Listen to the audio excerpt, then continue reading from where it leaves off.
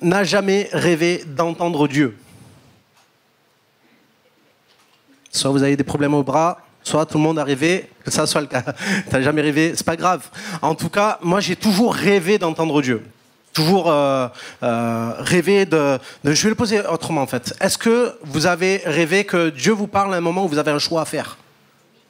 D'accord, ok. Il y a plus de monde, plus de mains.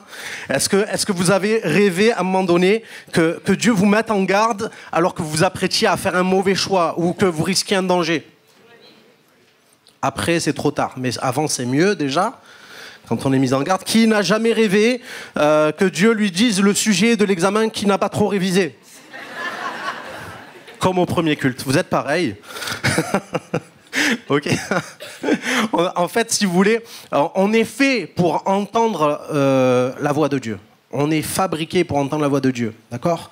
Et d'ailleurs, on est plus fait pour entendre presque que parler. Parce qu'on n'a qu'une bouche et on a deux oreilles, par exemple. C'est simple, non? Dieu nous a créé comme ça. C'est fait pour montrer que l'importance de l'écoute est des fois plus importante que le fait de parler. Et en fait, on va voir pendant ces 4 dimanches comment en fait écouter Dieu. D'accord? Et en fait, Dieu, c'est quelqu'un qui parle, vous savez. Quand vous lisez les premiers mots de la Bible, c'est au commencement, Dieu créa, ok? Et comment est-ce qu'il a créé? Il a dit que la lumière soit.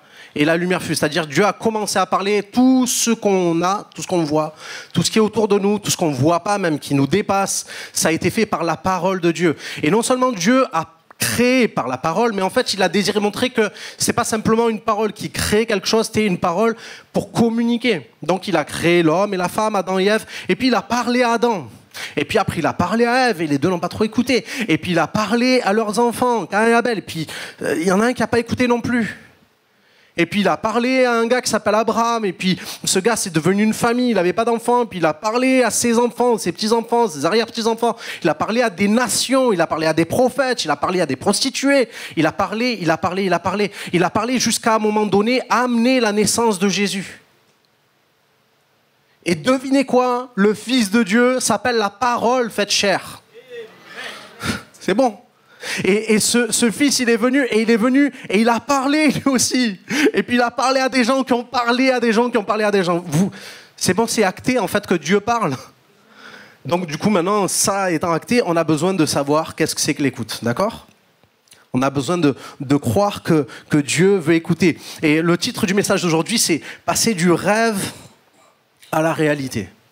Passer du rêve à la réalité. Moi, je vous disais, mon rêve, c'est d'entendre Dieu. Mon rêve, c'est de vivre les choses que Dieu me dit, les choses que Dieu dépose dans mon cœur. Mon rêve, c'est d'entendre sa voix audiblement, c'est de le voir. C'est mon rêve, voilà, c'est d'avoir une vraie communication avec Dieu.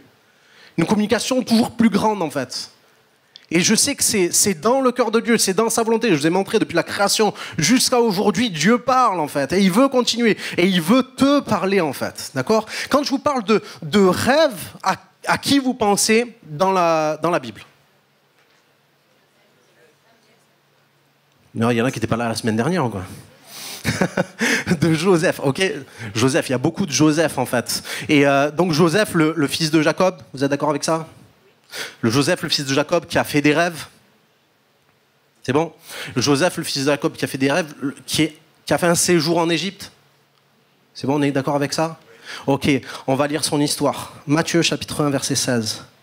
Jacob engendra Joseph, l'époux de Marie, de laquelle est né Jésus, qui est appelé Christ. C'est à celui-là que vous pensiez ou pas?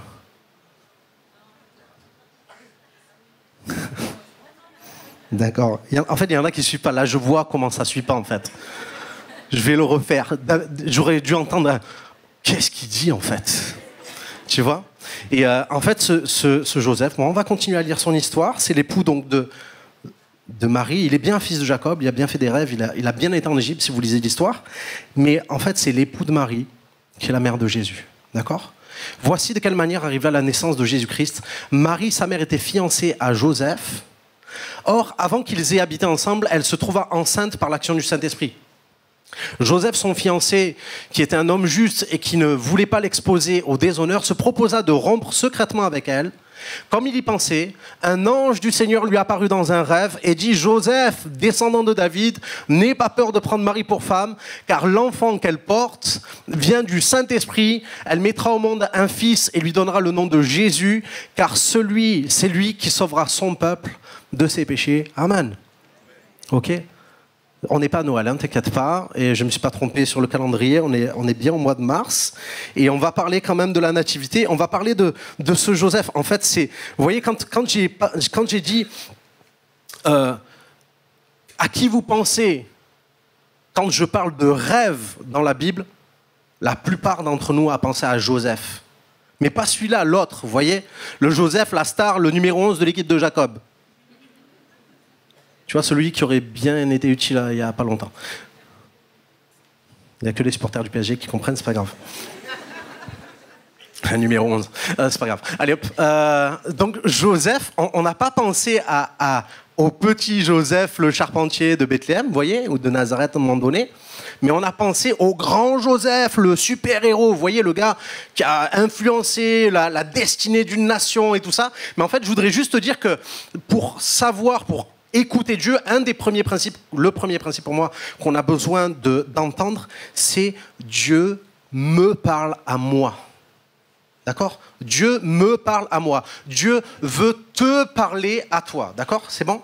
Parce que des fois, en fait, tout dépend des endroits où on a été et ce qu'on a entendu de l'Évangile, on imagine que Dieu doit passer par le grand homme pour parler aux petits bons hommes. Dieu doit passer par le grand prophète pour parler aux petits chrétiens, au grand pasteur pour parler aux petits enfants de Dieu. Dieu doit passer par un grand Joseph pour accomplir son plan. Eh bien, laisse-moi te dire que non, en fait. D'accord ? Dieu veut te parler à toi aussi. Parce que Dieu ne passe pas par le grand Joseph avec ses grands rêves, il passe par le petit Joseph avec ses petits rêves, mais qui va avoir un impact bien plus grand que celui de Joseph, le fils de Jacob de l'Ancien Testament. C'est bon ça ou pas ? Parce qu'en fait, ce grand Joseph de l'Ancien Testament, la manière dont il a écouté Dieu, quand Dieu lui a parlé, ça a impacté toute une famille puis toute une nation. D'accord ? Mais la manière dont Joseph, le petit charpentier de Nazareth, a écouté Dieu, lorsque Dieu lui a parlé, ça a impacté le sort de l'humanité. Et je veux juste te dire, en fait, Dieu veut te parler. Dieu ne parle pas seulement aux stars. D'accord ? Dieu ne parle pas seulement aux stars. Dieu ne donne pas seulement des rêves à des gens. Vous savez, quand j'ai commencé à m'approcher de Dieu, j'ai lu des témoignages. Quand j'ai commencé à venir dans l'église, j'ai lu des témoignages. J'ai lu comme vous des histoires de la Bible avec des grands héros de la Bible. Et souvent, la manière dont c'était prêché, ça restait des grands héros. Et moi, j'étais le petit zéro. Et ces choses-là, c'était bon pour eux, mais ça me montrait un truc. Eh bien, tu vois, ta vie spirituelle, elle n'est pas au top. Hein. Et toi, tu n'es pas prêt de vivre des choses comme ça. D'ailleurs, même la manière dont on a prêché Jésus, c'est le Fils de Dieu, je suis tout à fait OK avec ça, mais il était pleinement homme, et Jésus n'est pas venu te montrer qu'est-ce que c'est que pleinement Dieu, puisque tu as juste à regarder la création pour découvrir ça. Il est juste venu te montrer qu'est-ce que c'est qu'être pleinement en relation avec Dieu. D'ailleurs, il a dit, je vais partir, je vous laisser le Saint-Esprit, et vous allez faire les choses que j'ai faites, et vous allez même en faire des plus grandes, vous voyez. Et ça, on bug dans notre tête avec ces réalités, alors qu'en fait, c'est ce que Jésus est venu simplement dire. Il dit, je vais t'envoyer le Saint-Esprit pour que tu sois en communion avec mon Père, de la même manière que moi, j'étais en communion avec mon Père, que j'entendais sa voix, que j'ai écouté sa voix, et parce que je l'écoutais, j'ai vécu ça, et si tu l'écoutes, tu vas vivre ça, et plus encore. Donc Dieu ne parle pas aux stars, et je vais même te dire autre chose, c'est Dieu ne parle pas à ceux qui écoutent. Parce qu'on parle de l'écoute de Dieu, et on va vous dire certainement qu'il faut écouter Dieu, etc. Et je vais vous le dire moi-même. Mais en fait, je veux te dire quelque chose, c'est que Dieu n'a pas attendu que tu l'écoutes pour te parler. Parce que bien des fois, on s'est rendu compte que Dieu nous avait parlé par des circonstances, par des personnes, au travers de passages, on n'avait rien compris au début, mais après coup, on s'est rendu compte que Dieu nous avait parlé. Pourquoi ? Parce qu'au moment où il nous a parlé, on n'était pas disposé à écouter. Et dis-moi que Joseph était disposé à écouter Dieu dans ce passage que j'ai lu. Ouais, Joseph, il ronflait. Hein. Joseph ronflait et Dieu a choisi ce moment pour lui parler. Je ne sais pas pourquoi Dieu parle avec des rêves, mais peut-être que Joseph, s'il était éveillé, ce que Dieu avait à lui dire, il aurait complètement halluciné et complètement pas cru dans ça. Donc Dieu est venu, il est apparu dans un rêve avec un ange, d'accord ? Donc pourquoi Dieu parle avec des rêves ? Je ne sais pas, peut-être parce que quand tu es réveillé, tu n'es pas capable de l'écouter. Donc il te parle quand tu dors, avec des rêves. Et Dieu est capable de te parler. Vous voyez, il a parlé à un petit charpentier, il est capable de parler à un petit gamin de 6 ans qui fait la sieste chez sa grand-mère. Ne cherchez pas le passage biblique auquel je fais référence, ça n'a rien à voir, c'est ma vie. Donc moi je suis à l'âge de 6 ans un petit gamin taciturne avec un grand frère qui est le beau gosse par excellence, tout fin, qui fait des dessins, moi je suis tout boulotte, tout petit et je sais rien faire. Et lui fait des blagues et il y a tout le monde qui rigole et moi je suis un peu dans l'ombre et je me dis c'est pas possible, il a tout reçu quoi. Pourquoi je suis arrivé en deuxième ? Tu vois, pourquoi c'est toujours les premiers qui ont tout, quoi, tu vois ? Et je suis en mode comme ça, et je suis un peu envieux de tout ça, et puis je me dis, c'est pour les autres, hein, les trucs bien, c'est pour les autres, et je suis assez taciturne, assez triste, un peu mélancolique comme ça, à 6 ans, et puis je suis chez ma grand-mère, et puis je vais faire la sieste. Hyper fun comme mec, là, non ? Et du coup, je fais la sieste, et je suis en train de dormir, et après, vers la fin de la sieste, je ne sais même pas si je dors, si je suis réveillé ou quoi, mais j'ai une vision. Une vision, alors vous imaginez pas la grande vision avec le ciel, les nuages, tout ça. Moi, j'ai une vision, mais comme un dessin d'enfant, vous voyez ? Donc à 6 ans, j'ai une vision avec un dessin d'enfant. Ça colle. Et du coup, cette vision, je vois un ange élevé au-dessus du gazon. Un ange avec un t-shirt vert à manches longues et un pantalon bleu. Je sais pas s'ils sont habillés comme ça dans le ciel, mais c'est comme ça que j'ai vu la vision. Et puis, tu as avec un arrosoir, il arrose le gazon. Et quelques instants après, du gazon sort une petite pousse qui va grandir, jusqu'à devenir un arbre fruitier. Et au moment où je reçois ça, waouh, je suis percuté. Je ne sais pas d'où ça vient, mais après coup, j'ai réalisé que ça venait de Dieu. Et ça m'a rempli d'une joie. Je ne comprenais rien à ce que je venais de voir, mais ça m'a rempli de joie et c'est resté. Vous voyez, aujourd'hui, quelques années après, 10 ans après, j'en parle encore. Et je me dis, à 6 ans, mais moi, l'église, déjà, ça me fatiguait, vous voyez ? Parce que mes parents étaient chrétiens, ils allaient dans l'église, et déjà, j'avais pas trop envie d'y être. Et puis quand j'allais, c'était pour rencontrer mon pote chez qui on allait manger, ou on allait dormir, ou c'est lui qui allait manger chez moi et dormir chez moi, vous voyez ? Donc on allait juste pour prendre des rendez-vous, et rien à voir avec Dieu. Mais Dieu a choisi ce moment à 6 ans, où je suis complètement dégoûté, où j'ai rien envie d'entendre de lui, pour me parler. Et ce que je veux te dire, c'est que même si tu n'es pas déterminé à ce que Dieu te parle, lui, Dieu est déterminé à ce que tu parles, et à ce que tu entends, ce que tu écoutes sa voix. Dieu est tellement déterminé, vous savez quoi, qu'il a envoyé Jésus pour ça. Il y a eu 400 ans de silence, plus de prophètes qui prophétisent au peuple d'Israël. Et je lis dans 2 Corinthiens 5, verset 19, « Car Dieu était en Christ, réconciliant le monde avec lui-même et n'imputant point aux hommes leurs offenses. » Il a mis en nous la parole de la réconciliation. Dieu est en Christ, réconciliant le monde avec lui-même, n'imputant point aux hommes leurs offenses. C'est-à-dire que Jésus est venu alors que tu l'offensais. Jésus est venu de la part de Dieu alors que tu étais complètement en offense à lui. Tes raisonnements complètement opposés aux siens. Et en fait, Dieu vient parce qu'il a le désir de te parler. Il est venu, Dieu, le Père, dans le ciel. Il a eu un corps, Jésus. Il était en Jésus et il est venu réconcilier le monde avec lui. Ça veut dire quoi, réconcilier ? Ça veut dire que tu étais fâché, tu ne parlais plus à quelqu'un, peut-être comme quelqu'un avec ta famille. Et puis Jésus, il est venu. Et alors que tu ne parlais pas à Dieu, que tu étais fâché avec lui, tu ne comprends pas pourquoi tu pries, Dieu ne te répond pas, tu ne comprends pas pourquoi telle ou telle chose arrive, tu ne comprends pas pourquoi tu es né dans telle famille avec tel problème alors que les autres n'ont pas ces problèmes-là, tu ne comprends pas, donc Dieu, tu le rejettes. Eh bien, tu sais quoi, ça n'empêche pas Dieu de venir. Et même ton rejet, il le franchit pour venir pour te parler et que tu l'écoutes. Dieu veut te parler, il est déterminé. Et ça ne va pas te coûter un copec, ça ne va pas te coûter rien du tout.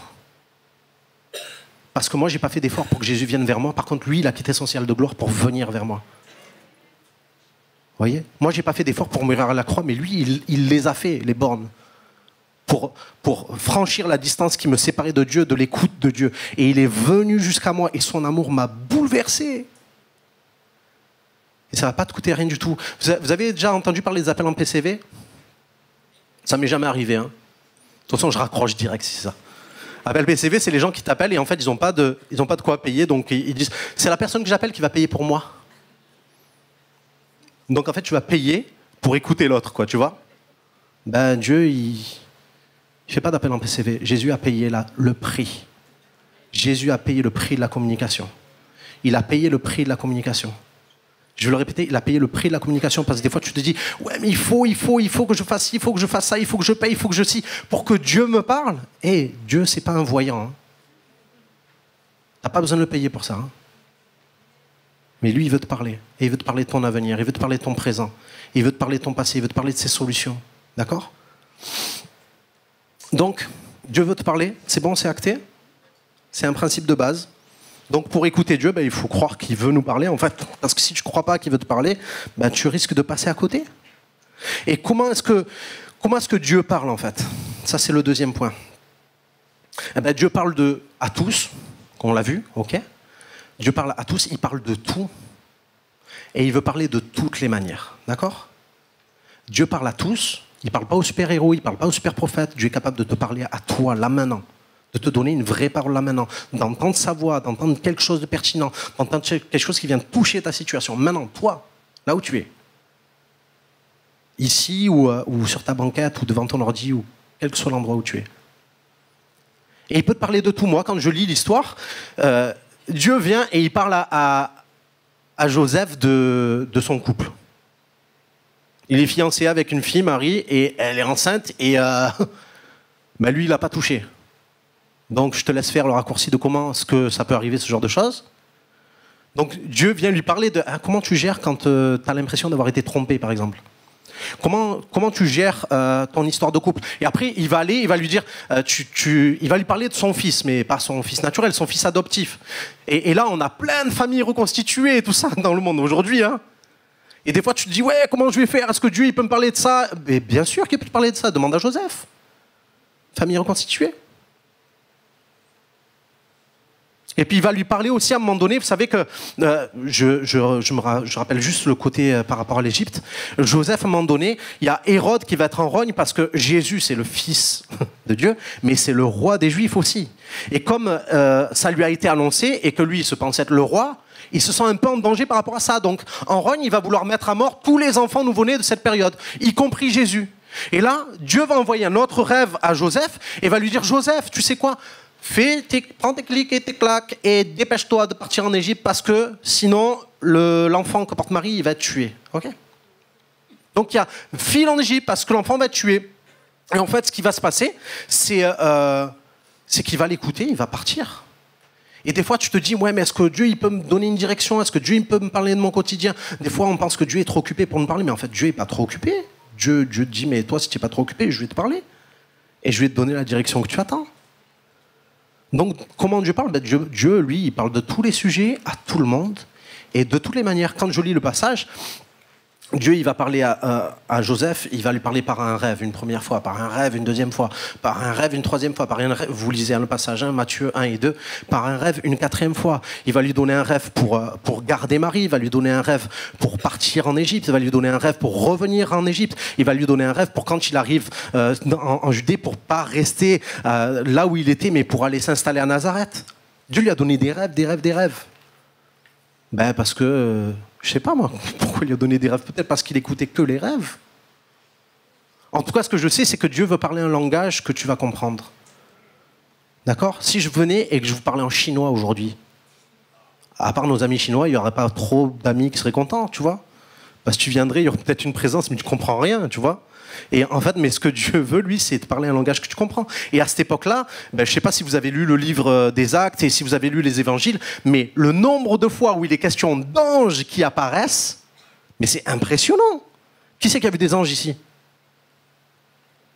À part sur les étagères dans certains lieux religieux. Ou dans un rêve avec un pantalon bleu et un t-shirt vert. Mais en fait, c'est que dans ce moment-là, Dieu parlait de cette manière parce que les gens étaient réceptifs à ça. Et Dieu parle d'autres manières aujourd'hui. Pour vous dire, on va voir cette diapo, dans Job, c'est marqué, Dieu nous parle tantôt d'une manière, tantôt d'une autre, mais on n'y prend pas garde. Et regardez les manières dont Dieu peut nous parler. Quelques-unes. Prophétie, vision, Saint-Esprit, circonstances, témoignages, rêves, pensées, songes, apparitions, Bible, nature, création, prédication, livre, personne, etc. On pourrait détailler tous ces moyens qu'a Dieu de parler. Et en tout cas, ce que je veux que tu vois là-dedans, c'est que Dieu est déterminé à utiliser tous les moyens qu'il peut pour te parler. Dieu peut te parler au travers d'une prédication, mais ne te limite pas à ça. Dieu peut te parler au travers de la Bible, mais ne te limite pas à ça. Dieu peut te parler au travers de témoignages, mais ne te limite pas à ça. Dieu peut te parler de toutes sortes de manières parce que son but, c'est que tu entendes. Comment parle Dieu? Dieu est déterminé quand il parle parce qu'il veut que tu entendes, il veut que tu écoutes. Moi, je suis né dans une famille d'église où on entendait dire que, en fait, si tu voulais que Dieu te parle, viens à l'église, écoute le message, quoi, tu vois. Si tu veux que Dieu te parle, lis la Bible. Si tu l'entends pas assez, continue de lire la Bible. Puis un jour, j'ai entendu d'autres trucs un peu bizarres. Déjà, moi, avec mes visions, je comprenais pas trop, parce qu'on parlait pas trop de vision dans ces lieux-là. Et pourtant, Dieu parle comme ça. Et avec moi, à titre particulier, moi, ce que j'avais, c'est des images. J'ai appelé ça des images mentales. Parce qu'il y a des gens, ils parlent de rêves, de visions. Et c'est souvent des scènes animées dans les rêves et dans les visions. Alors que moi, c'était juste une image. Et j'étais comme avec des lunettes de réalité virtuelle. Et puis, dans l'image, je regardais comme ça. Et puis, je voyais des détails. Il y en a qui ne me parleront plus après cette histoire. Si vous me pensez mystique, faites attention, ça peut vous arriver aussi. Et en fait, dans les images, je vois des trucs, et puis Dieu me parle comme ça. Et par exemple, j'ai été invité dans une mission à prêcher, ça s'appelle Paris, tout est possible, et il y avait plein de gens, et puis avant d'y aller, je dis, Seigneur, parle-moi, qu'est-ce qui va se passer? Puis je prends un temps d'écoute pour que Dieu me parle, pour m'aider, parce que moi, de moi-même, j'amène rien. Si lui, il donne pas, j'amène rien. Et du coup, en fait, je suis là, je dis, Seigneur, dis-moi des choses, etc. Et puis d'un coup, je vois un gars roux qui se penche pour toucher ses pieds, et je vois un boubou, mais un boubou. Le truc flashy, quoi. Tu vois, tu le regardes, tu as besoin de lunettes de soleil et tout. Et je vois une personne avec un boubou, et puis je me dis, je vais rencontrer quelqu'un comme ça, quoi. Et puis je prêche, puis rien de tout ça, ni le roux, ni le boubou, ni rien du tout. Et du coup, j'arrive à la fin de la réunion, et puis il y avait un hall d'entrée, je franchis les portes du sas, et puis je vais pour me diriger vers la porte de l'extérieur, puis il y a quelqu'un qui me tient le bras et qui me dit pasteur, il faut venir prier pour ma cousine. Je dis, ah bon? Et je me tourne, et je regarde, et il y a une table ronde, et il y a une personne qui est accoudée sur la table, elle est assise, elle est vraiment mal en point, et elle est en boubou. Et je me dis, oh Seigneur, ça c'est fort. Et puis j'ai pu prier pour cette sœur qui était atteinte d'un cancer. Je ne sais pas la suite, mais en tout cas, ce que je sais, c'est que Dieu avait montré avant. Il m'avait parlé au travers d'une image mentale, au travers d'une vision, appelez tout ce que vous voulez. Mais en tout cas, ce que Dieu avait dit, je l'avais écouté et je suis rentré dedans.